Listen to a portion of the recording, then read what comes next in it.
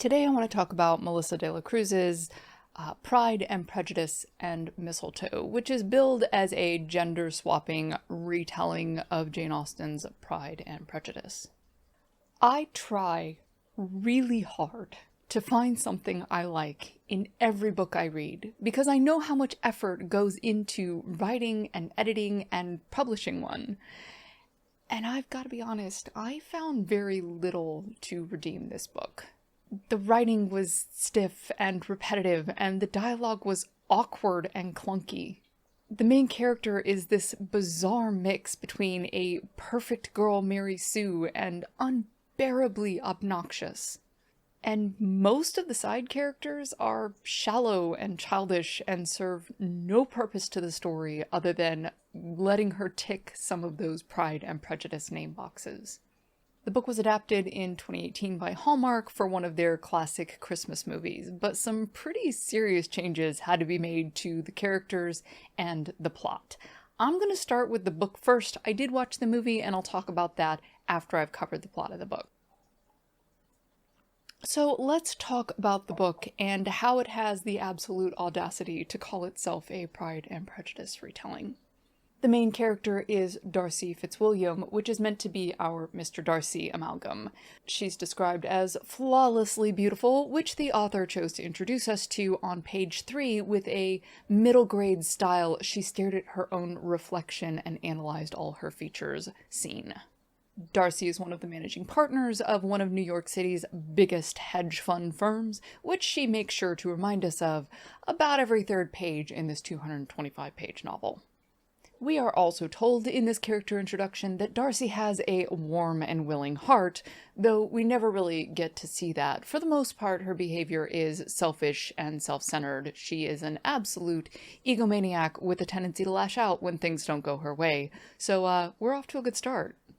Darcy's best friend from college is one Bingley Charles because, as you recall, we are borrowing characters from Jane Austen, and of course Mr. Bingley has to be Darcy's best friend. Bingley is the catty gay best friend character whom Darcy promptly introduces to neighbor Jim Bennet, and of course the only two gay characters in the book have to hook up, which means that Jim is meant to fill the role of Jane, although I would argue that Jim has a lot more backbone and a lot less quiet grace than Austen's Jane Bennet. There's also Darcy's long-term on-again, off-again boyfriend, Carl Doniphan, and I'm not really sure who Carl is meant to represent in the original Pride and Prejudice, but he's sweet and earnest and treats Darcy like a queen, though why I cannot fathom, and it should also be noted that Darcy has been stringing this man along for about 15 years.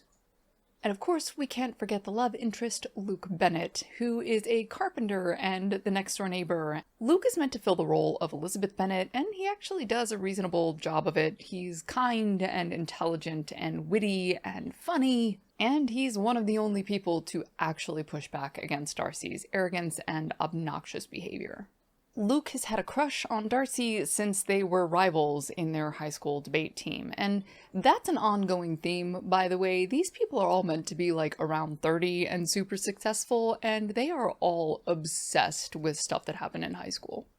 Continuing on the theme, you've got Kit and Lyle Bennet, Jim and Luke's youngest brothers, who are meant to represent Katie and Lydia. They're sort of troublemakers, high school age, and the only purpose that they serve in the story is to allow Darcy a redemption arc later.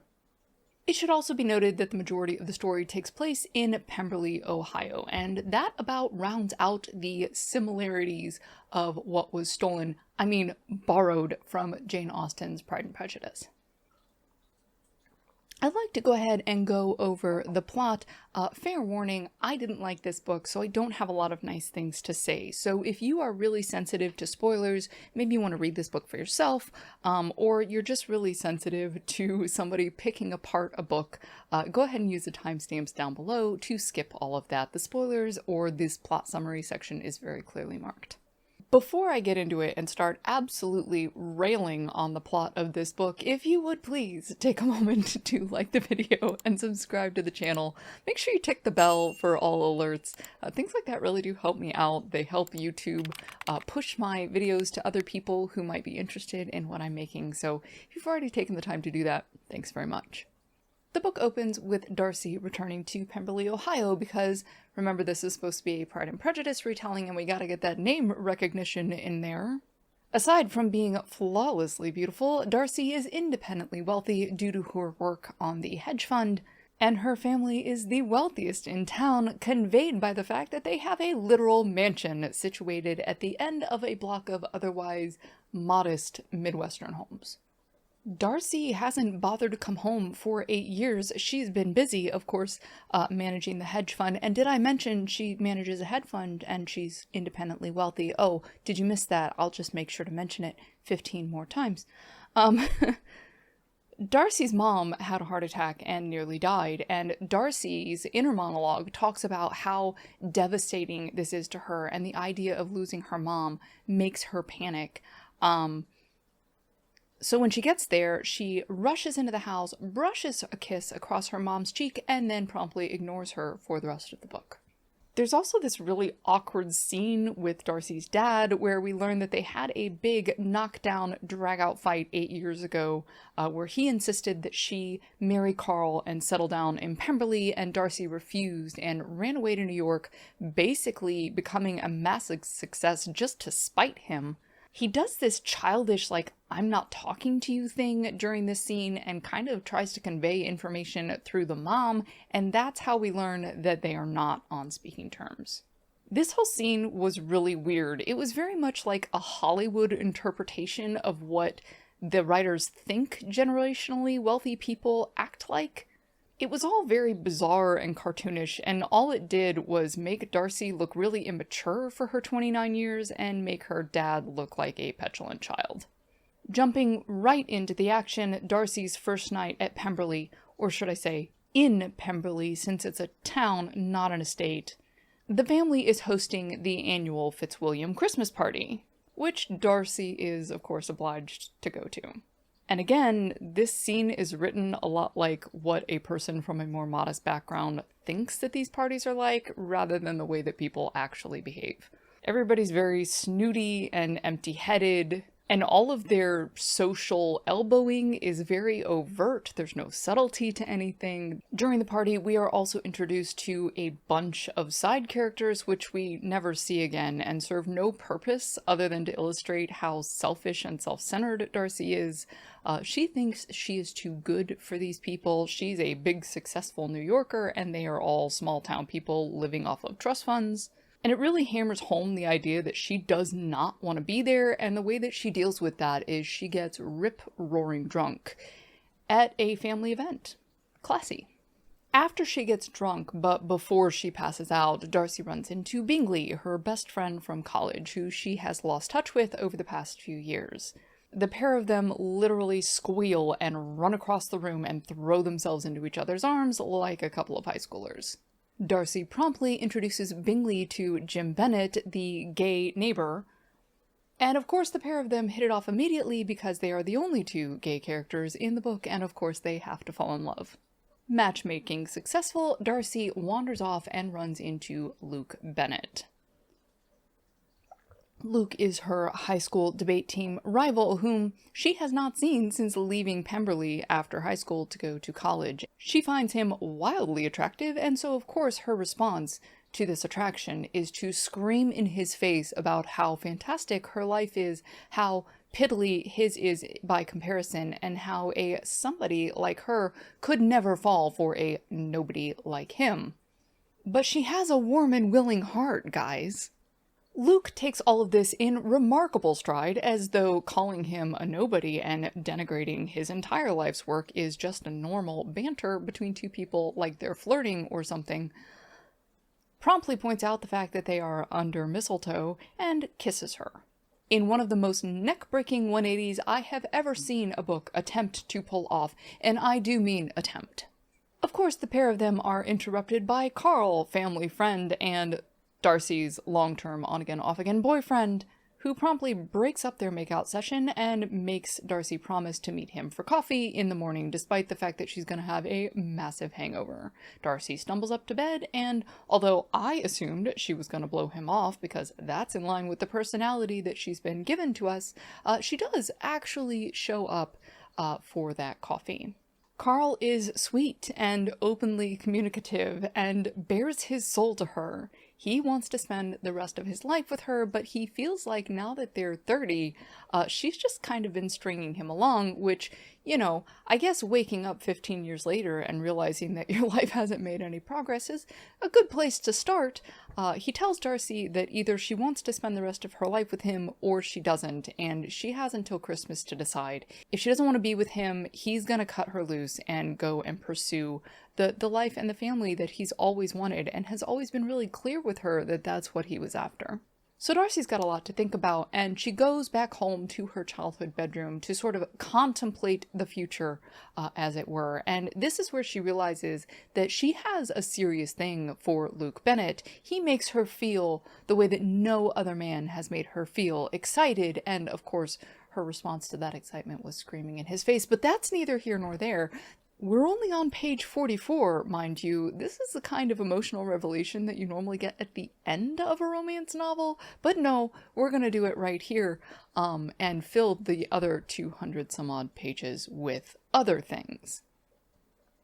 So Darcy realizes she has a thing for Luke, and that it's never gonna work out because she lives in New York and is a high-class, high-powered hedge fund broker, and he is a lowly carpenter.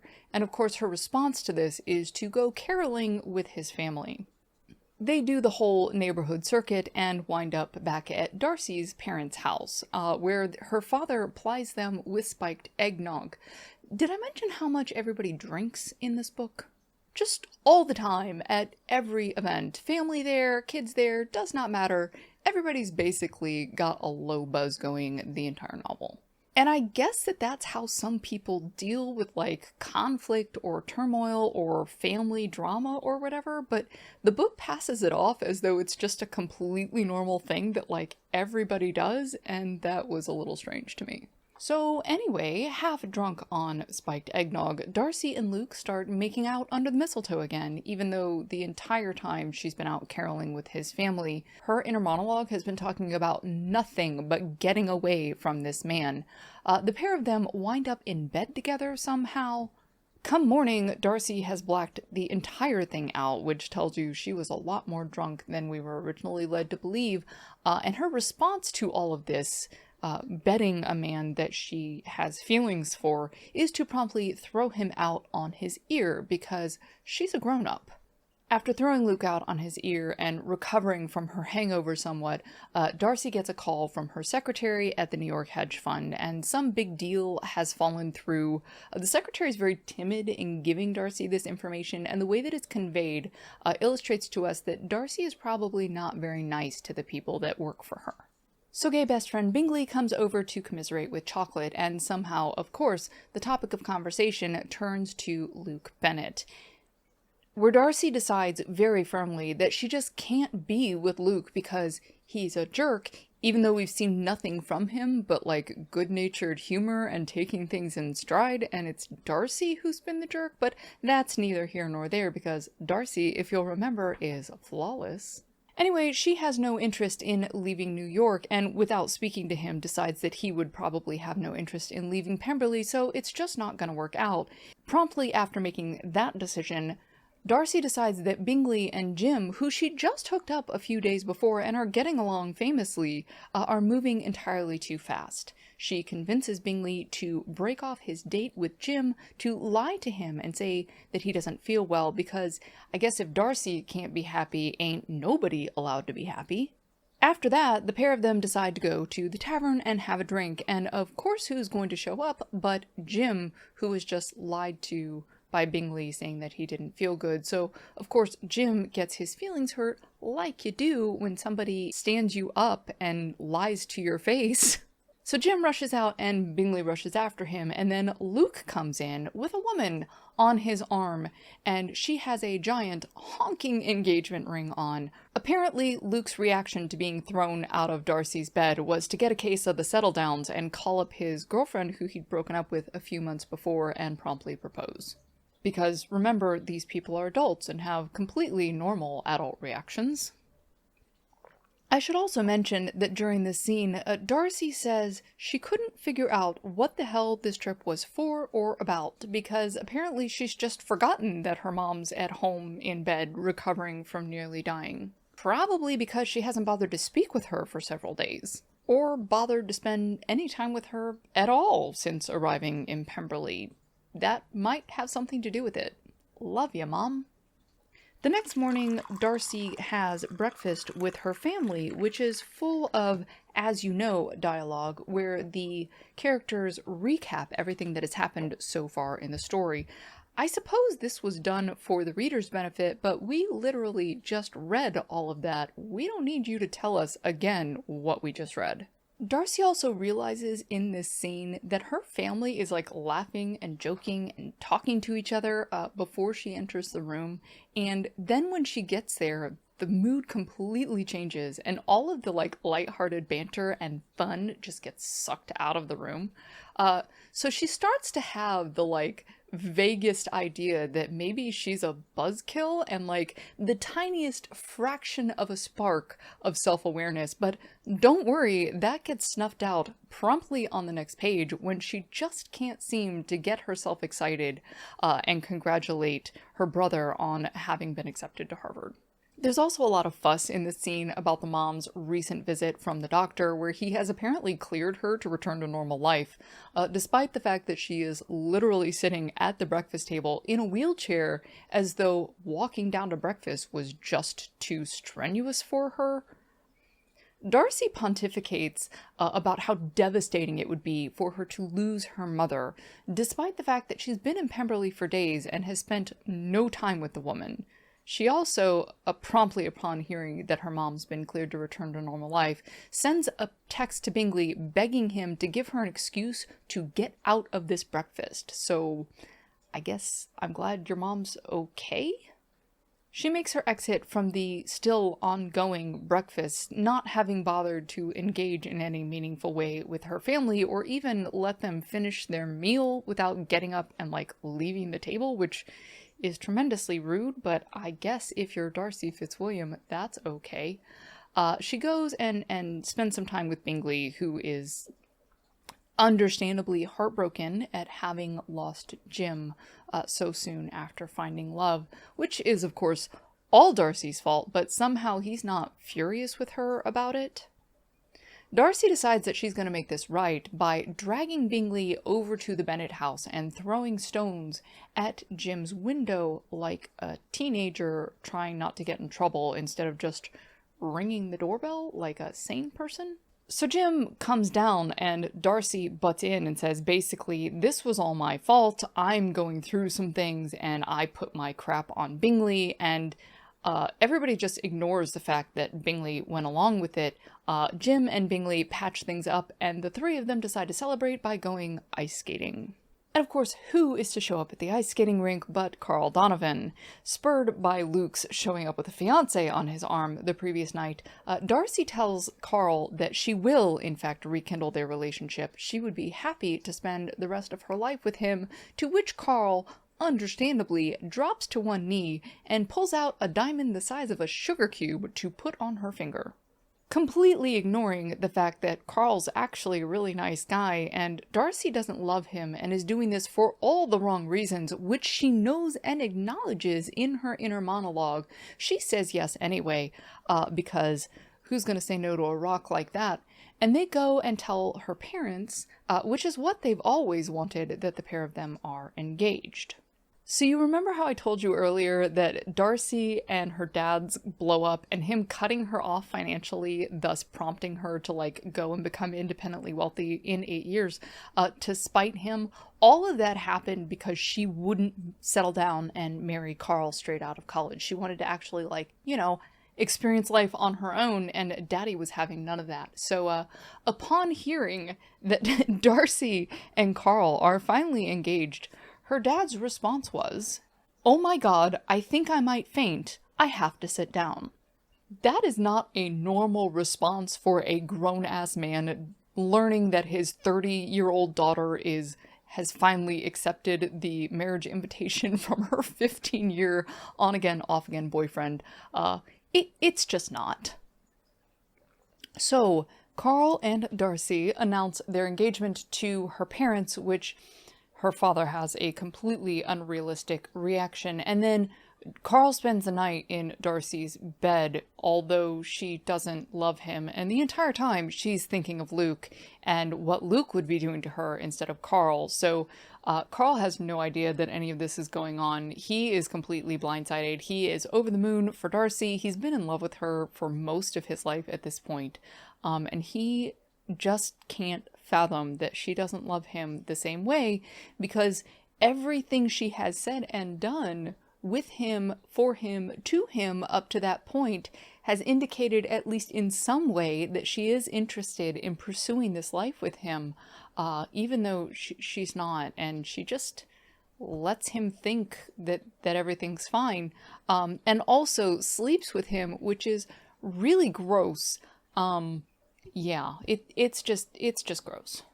So with Darcy's mom in the clear and Carl and Darcy's wedding looming 6 months on the horizon, because, you know, she's in a hurry, she doesn't want to give herself the opportunity to change her mind or back out, she rushes off to New York to start their wedding planning, because although all of her family and all of his family and all of their friends are in Pemberley, Darcy's life is in New York City, and by life I mean job. She doesn't know anybody there. She has no friends, and spends all of her time alone in her very well-appointed apartment. But yeah, she's a New York girly, and she wants to get married on the plaza, and somehow they're gonna pull this off in 6 months because Darcy's dad has connections. So on her way to the airport, Darcy is talking to the driver, who is, I should note, the only sane person in the novel. And Darcy asks the driver, like you do, if he thinks she should marry Carl, because I guess he's allowed to have an opinion on that and say it out loud, even though you would never tell your employer what you think about their spouse. Yeah, not if you wanted to keep your job. But apparently we're just going to ignore the fact that they have a completely imbalanced power dynamic, and it's not fair for her to ask him what he thinks in the first place. No, we're going to ignore that. The driver says, and this is actually a really good answer, that people marry for all kinds of reasons. That sometimes, yeah, it's because they're in love. And sometimes it's for more practical reasons, like it's time. They want to get married, they want to have a family, and they found somebody that they could reasonably get along with for the rest of their life. There are other reasons, but those are the ones he talks about. And she says, so even if you love somebody else, you should marry the guy for practical reasons. And he goes, well, no. You know, if you can marry for love, why wouldn't you? To which Darcy promptly says, I've got to go to the Bennett house, and asks him to drive her there instead of the airport. And we're just going to ignore the fact that the Bennetts live next door to the Fitzwilliams, and he would have to turn around and go completely back to where they came from. The way that it's phrased in the book, they like take a right turn and like peel off across town. But yeah, no, she just goes back and goes to the Bennett house and knocks on the door. So Jim answers the door, and the reason why it was Jim and not Luke will become apparent later. Editing Effie here, I completely forgot to mention that Jim runs upstairs, after a few minutes comes back down with Luke, so then Luke is standing in the doorway in front of a rain-soaked Darcy. And Darcy is standing out in the rain, pouring her heart out to him. No boombox required. She basically says, on paper, he's completely wrong for her. They have two completely different income brackets, and he's a lowly carpenter, and she is this big ballin' New York City hedge fund manager. And despite all of that, she is gracious enough to love him. To which he promptly responds, but I'm engaged though, and she goes, oh yeah, I am too, so what? To which his immediate, flawless response is to tell her how selfish and self-centered she is, and that she doesn't know what love is, because if she did, she wouldn't be there trying to blow up his relationship. And oh, by the way, what about Carl? She's only thinking about herself, which is entirely true, and it makes it the most memorable scene in the book. So Darcy turns around, rushes back to the car that promptly whisks her away to the airport, and she runs away to New York City. So once she gets back to the city, she starts to do some soul searching, and eventually, after a few chapters of, wrestling with her own conscience, she starts to realize that, maybe she's the problem. Maybe it's not that everybody around her is just a jerk that doesn't understand her. Maybe she really is selfish and self-centered and egotistical, all of which is great. Character growth is important. The problem is Darcy doesn't know what a good person looks like or what a good person does. She doesn't really understand that on a fundamental level because she has been this way her entire life. So she decides to start by buying her assistant a Tiffany necklace, because if you can't win people's affection through your kindness and your personality, you can always buy their love, right? She breaks things off with Carl, which is good, but she does it through leaving him a note on the bedside table, which after a 15-year relationship, that's a really shitty way to break up with somebody. Good that she broke up with him, bad that she chose to do it like this, but baby steps, I guess. We're trying to become a better person here. That doesn't happen overnight. So while all of this is going on and Darcy is trying to become a better person, one of her brothers, there's 3 of them, they're kind of interchangeable with each other. Anyway, one of them calls her and tells her that Luke's younger brothers, Tweedledee and Tweedledum, the stand-ins for Kitty and Lydia Bennet, that they have gotten themselves expelled from school for a prank gone awry. They set fire to something, which is, that's not a prank, that's just arson. And apparently these boys have a long history of shenanigans to varying degrees of property destruction and emotional turmoil to other people. And finally the principal's just had enough and she's expelled them. So Darcy decides she's going to be the hero. She hops back on a plane, flies to Pemberley. All of this is within 24 hours, by the way. She barges into the principal's office because, of course, what good principal would not be working on Christmas Eve, and demands that she let the boys come back to school, to which the principal promptly says no. So Darcy basically bribes her by saying that she will pay for any property that they've destroyed already, and any property that they will destroy in the future, and also she's going to pay for them both to go to therapy, because I guess Luke's parents can't afford it. And oh, by the way, she has committed them to going to therapy without discussing it with their family. I'm not sure how she thinks these boys are going to get there, but that's not addressed. She's very specifically does not want anyone to know she's done it. It's the whole, like, is a good deed if you demand credit for it sort of situation, which, okay, fair dues. The only person she tells she's done any of this is Bingley, who promptly spills the beans to Jim, but apparently that's not how Luke finds out. We'll get to that in a minute. So with $signs in her eyes, the principal agrees to all of this because who needs parental consent when you've got stacks and stacks of cash being shoved at you? And the boys are readmitted back to school with a financial agreement that Darcy is going to cover all of their expenses, past, present, and future. So Darcy is back in Pemberley. She hides out at Bingley's because she's not ready to face her parents about breaking up with Carl, and she doesn't want to face Luke because, he knows what she is and is actually willing to say so out loud. Like you do, you hide from difficulty like an adult or something. So she stays with Bingley for a few days, and apparently in that time just forgot to eat or drink anything. Again, this has all happened within 24 hours. And she passes out and she hits her head on the coffee table and has to be admitted to the hospital for dehydration and a concussion. So Bingley calls Darcy's parents, and they, of course, rush to the hospital because who doesn't when your daughter's been admitted? And immediately they apologize for all of their participation in pushing her to be with Carl and all of the sort of strife that has been wrought from that disagreement.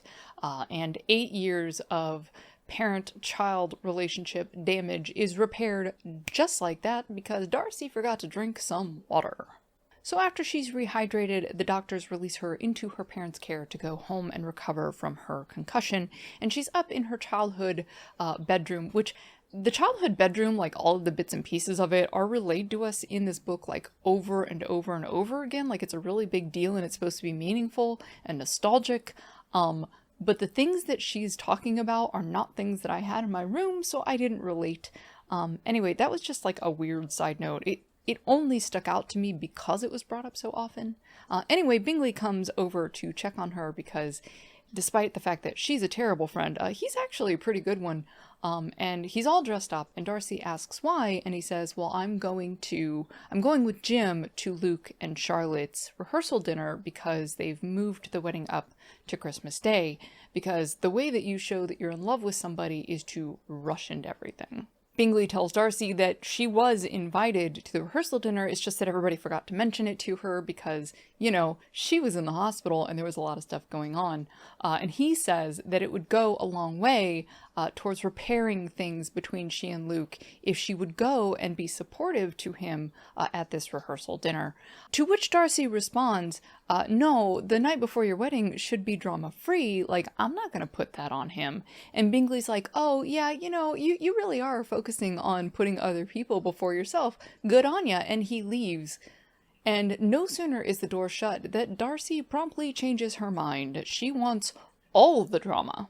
She convinces herself that the best way to support Luke is to show up to his rehearsal dinner dressed to the nines so that he can see what a good person she's become, even though there's no reasonable way of her demonstrating that to him, given that she doesn't want credit for what she's done for his brothers. Right? So she gets dressed and she hurries over to the venue, but the lights are out and there's nobody there, and for some reason she decides to walk in anyway, and the only person in there is Luke Bennett. Luke has broken off his engagement with Charlotte because the principal at the boys' school called him and told him what Darcy had done. Now, why she was calling the older brother instead of the parents, I have no idea, but apparently the parents don't matter in this story, legal guardian aside. Anyway, it showed Luke that he'd been wrong about Darcy. She's not selfish and self-centered, she's just driven and knows what she wants. The thing is, two things can be true at the same time. You can know what you want and be willing to go after it, and also be selfish and self-centered, which she is. But I guess Luke has just determined that he's been wrong about her for the past 30 years of them living right next door to each other. And, yeah, his bad, I guess. Anyway, the pair of them fall into each other's arms and embrace in a loving, passionate kiss, and everything is right with the world. The end. Right? Sadly, no. We are only on page 161 of this 225-page novel, and for the life of me, I cannot figure out why the author continued after this point.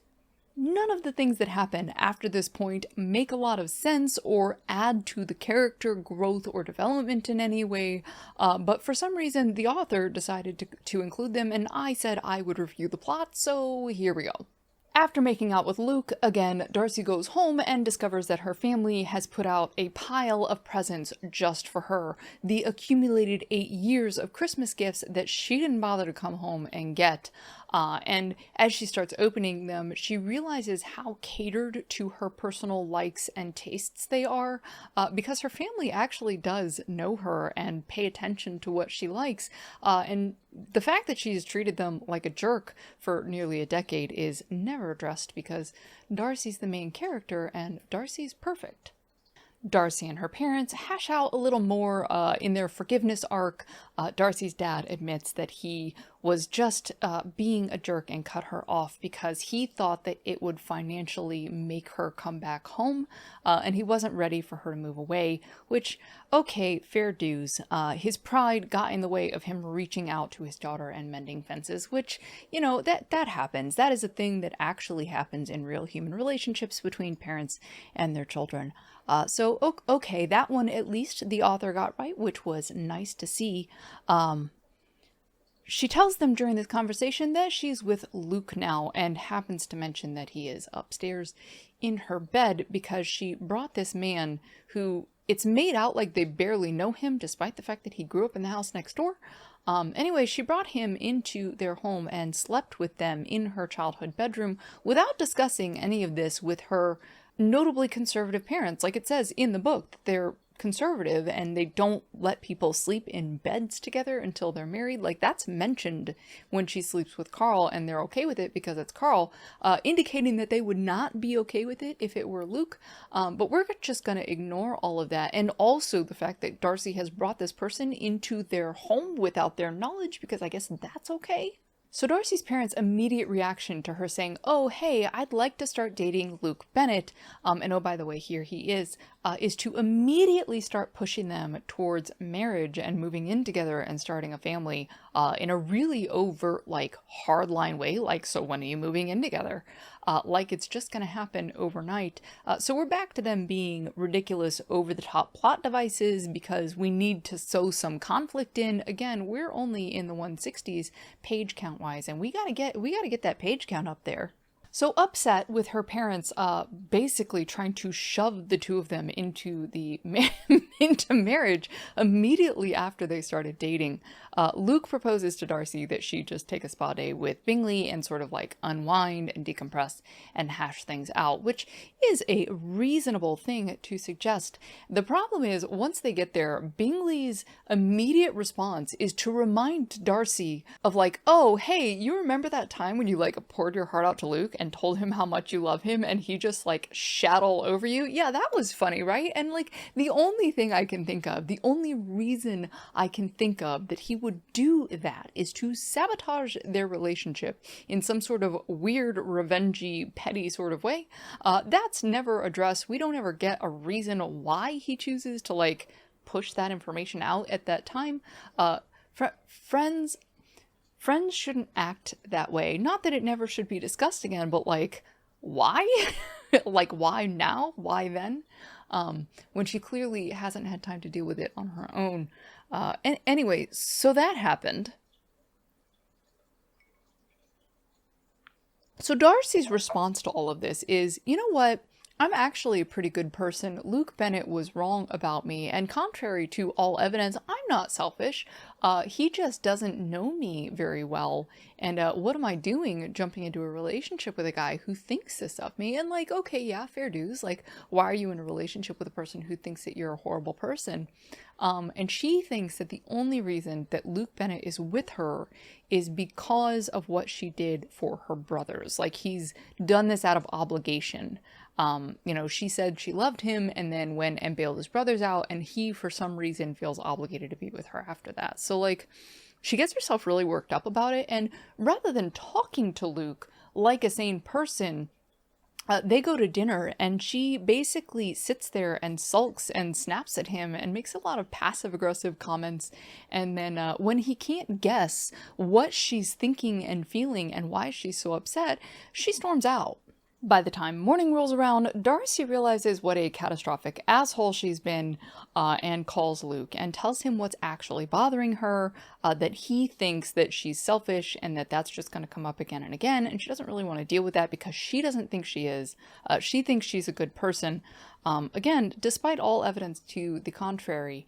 So here's where things start going really sideways, and I know that that's a really bizarre thing to come out of my mouth, but Luke's response to Darcy saying, "You think I'm selfish," was to say, no, I really don't. The only reason I said all of that is because when you came over and Jim could tell that you were going to confess your love to me, that you were waiting down there to like tell me how you feel. I was upstairs with Charlotte, and Charlotte said if I don't go down and break things off in such a way that she never has to see you again and that I never see you again, she's going to break things off with me. So Luke went down and said all of the things that he thought would hurt Darcy the most to drive her away because Charlotte told him to. Which basically undid all of that cool, like, oh, awesome, Luke's got a backbone. He's the only person that's actually gonna, like, stand up to this woman and tell her how it is. No, that's not a thing. He only did that to appease his fiancée, who was extremely jealous because he wouldn't stop talking about Darcy. And the whole time I'm sitting here reading this, I'm like, oh, okay, so we're not 30-year-olds acting like we're in high school. We're 30-year-olds acting like we're in middle school. Anyway, so Luke assures Darcy that he doesn't think she's a snob, and all of those horrible, mean things that he said to her were Charlotte's feelings, not his own. And would she pretty please take him back? And they immediately reconcile, and she forgives all of his wrongs. I guess we're just gonna forget all of the horrible, vicious things that she said to him. And anyway, they make up, and then the last chapter is an epilogue fast-forwarding a couple years.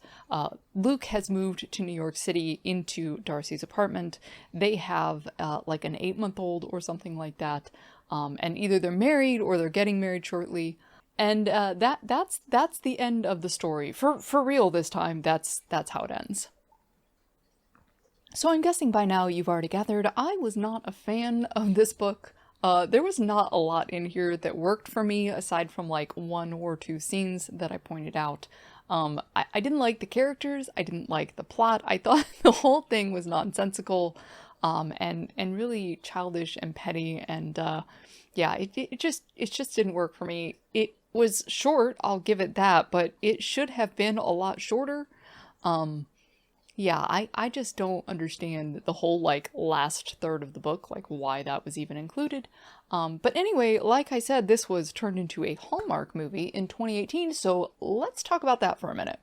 So you might be asking yourself, how does this Hallmark movie compare to the book? And the answer is, not a lot.